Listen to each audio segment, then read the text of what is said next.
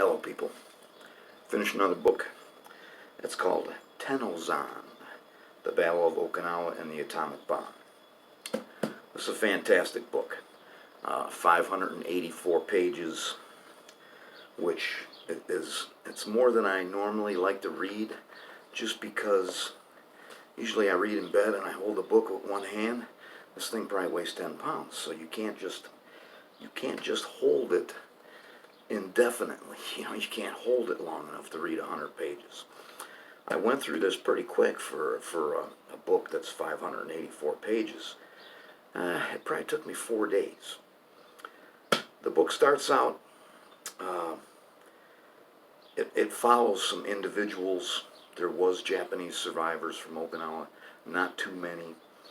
It tells a little bit about the war, it tells a little bit about Iwo Jima. It has a fascinating chapter on the Yamato, the battleship that the Japanese sent as kind of a big giant suicide mission. It was kind of a kamikaze battleship. It didn't make it very far before it was sunk. There was probably 1,000 planes available to attack this thing. Some of the planes that got shot down were actually circling the Yamato, waiting for their turn to drop a torpedo when the Yamato exploded and they were too close. It was a turkey shoot.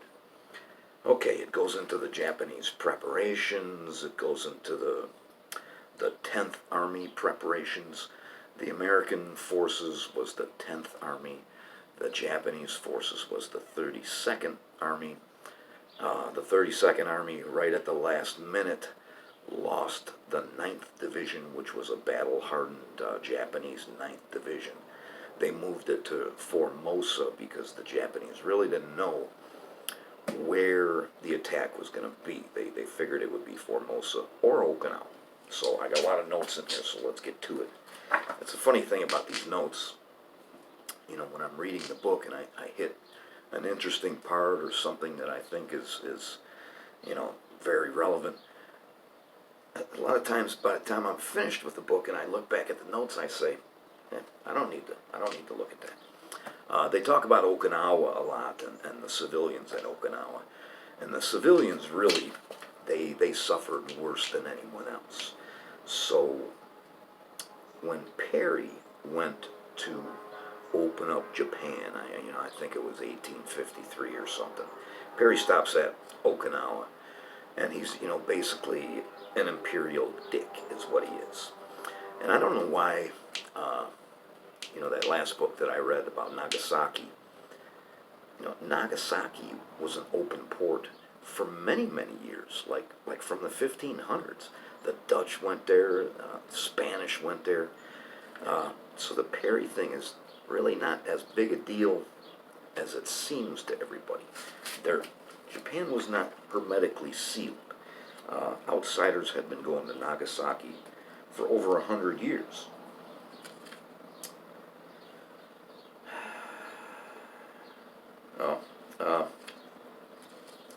They go into some of the reasons for the Japan and Pearl Harbor. And they didn't say it in here, but it sounded a lot to me like the way that the Turks were treated by the Europeans. There's racism involved. That's another one of those notes that I thought was very important. The Japanese are there. They have no navy. They have no air force other than kamikaze. When the Americans land, the Americans take this airport so quickly that the Japanese, large portions of the Japanese forces aren't aware that they've lost this airport. And a Zero lands and a pilot gets out with a message, and the pilot's, half running towards the buildings, and he notices that those are Americans, those aren't Japanese troops. Tries to get back in his airplane, and they shoot him. Later on in the book, there's a chapter about souvenir hunting, And after they shoot this Japanese pilot, that's the first thing they do is they just go over there and strip the body. They look for gold teeth. The souvenir hunting was insane. Yeah, yeah. They lost that 9th Division. The fighting on Okinawa was just incredible. The Japanese, it's incredible that they did what they were able to do without any outside support. I have a note here that says not all the Japanese lived by the strict samurai code, but a lot of them did. The Yamato thing,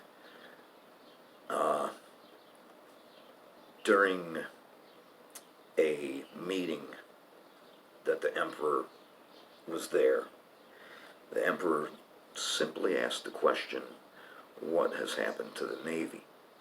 So the guy that's in charge of the Navy loses face.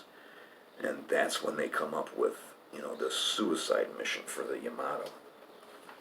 I don't know what else they could have done with the Yamato. I'm sure it would have been sunk at anchor. The book is full of first-hand accounts, just full of first-hand accounts. And that's what, I really love that. Oh, they have some, the kamikaze were, I don't know, they were fairly successful there. I don't know that it was I still think it was a waste of airplanes and pilots, but they sank, I think, altogether 33 ships, and they damaged many, many more. Even one of the battleships had to be removed from that theater and taken to Guam and repaired. So they have some of these, the kamikaze pilots left letters before they went out, and I have to read here number 5, so 1, 2, 3, 4, 5. The world in which I lived was too full of discord. As a community of rational human beings, it should have been better composed. Lacking a single great conductor, everyone let loose with his own sound, creating dissonance where there should have been melody and harmony. I thought that was kind of cool. I think we've all felt like that before. They talk a little bit about, the Task Force 58, I think, was the American Navy. Task Force 57 was the British Navy. That was a little bit further away. Some of the British carriers were hit by kamikazes, but the British boats, not surprisingly, were built a hell of a lot better than the American boats. The American boats apparently had teak for a deck, and kamikazes were able to crash right through that. And the British had steel, like 5-inch armor-plated steel. And I just wonder if maybe the British learned their lesson at Jutland, where their boats, blew up, where Beatty is famously quoted as saying, "Something's wrong with our bloody boats today," because they were getting blown out of the water. Oh, here's this study again. This is the second time I've run into this study about units in combat. Very few of that unit actually even pull their trigger. And if you take the guys that pulled the trigger and interview them, very few of them are actually aiming at something. A lot of them are just in a hole and they're holding the rifle up and shooting over their heads. It's kind of weird. I read something once about people on the receiving end of a charge, like a bayonet charge, and like Pickett's charge and any great charge. A lot of the defenders at the end stopped firing, and they figured that they stopped firing because they don't want to make these guys any angrier than they already are.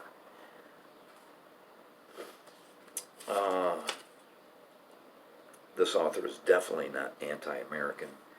He does a big chapter at the end about the atomic bomb where he states in the beginning, he says, there's no way we can, discover the right and wrong of the use of the atomic bomb. And then he proceeds to try and persuade you that it was the right thing to do. And he may have changed my opinion a little bit. He didn't change my opinion about Nagasaki, though. There's also an entire chapter titled American Atrocities. And the American atrocities are pretty much run-of-the-mill, shooting prisoners, shooting civilians, raping civilians, which I believe the raping part still goes on Okinawa, because we still got a huge base there. Uh, Pulling gold teeth out of corpses, propping the mouths open on corpses and using them as a urinal. Yeah, there's some American atrocities, but the American atrocities really don't come anywhere close to the Japanese atrocities. The Japanese, they weren't all like that, but the Japanese were brutal, not just on Okinawa, but, you know, we all know about Nanking in China, and we all know about the Bataan Death March. The Japanese were brutal, so they outdid us in the atrocity area.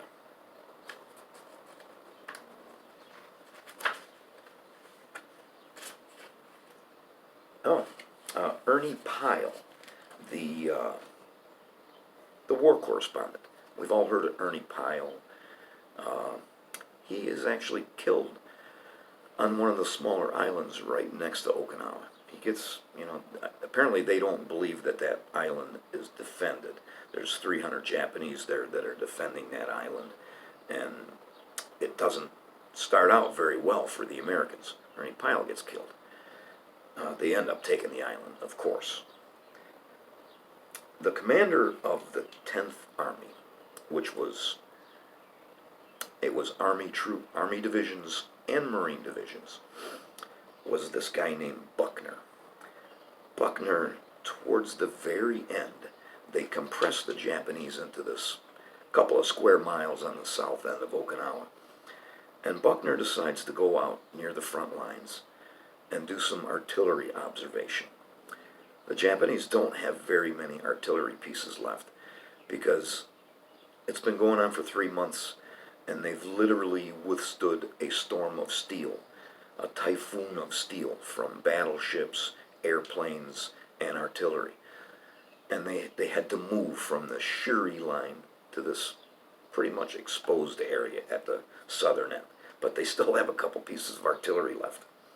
Buckner, the commander of U.S. forces on Okinawa, sits there with field glasses looking over the battlefield. The Japanese spot them. They take one of their last remaining artillery pieces, decide to roll it out of a cave and fire 5 rounds at what appears to be a group of American officers. Nobody else gets killed but Buckner. The shell strikes a boulder, and shell splinters and tiny pieces of that boulder kill him. He's dead within 2 hours.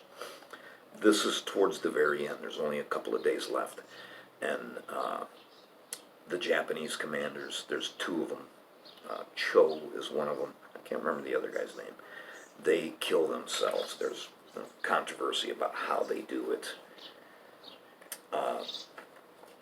Japanese troops are still surrendering in 1946. One discovered in 1972, nearly 27 years after the formal surrender, was almost certainly the last. These guys crawled around from cave to cave. They never came out during the day. They only moved at night. They only went and found water at night.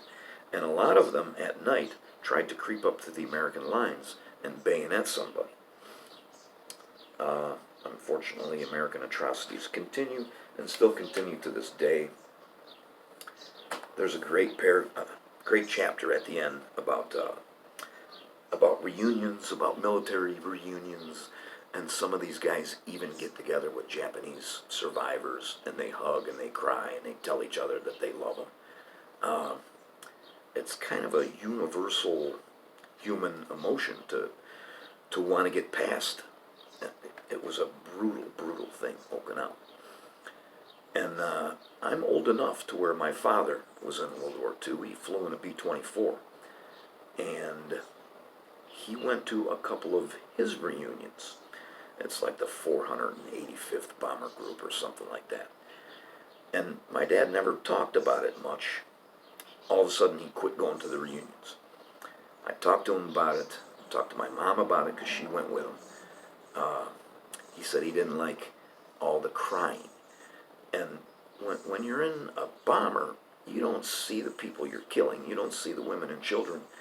What him and his buddies cried about was when they went from North Africa to Italy, they went over on a big barge. Apparently a couple of the barges got sank by Stuka. On their barge, my dad and his buddies stood in the front, killing dolphins, shooting them in the head.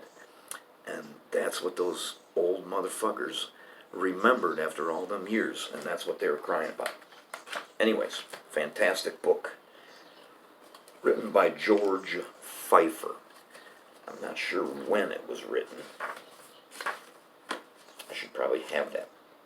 It says 1992. So this is probably real good updated information. Thanks for watching.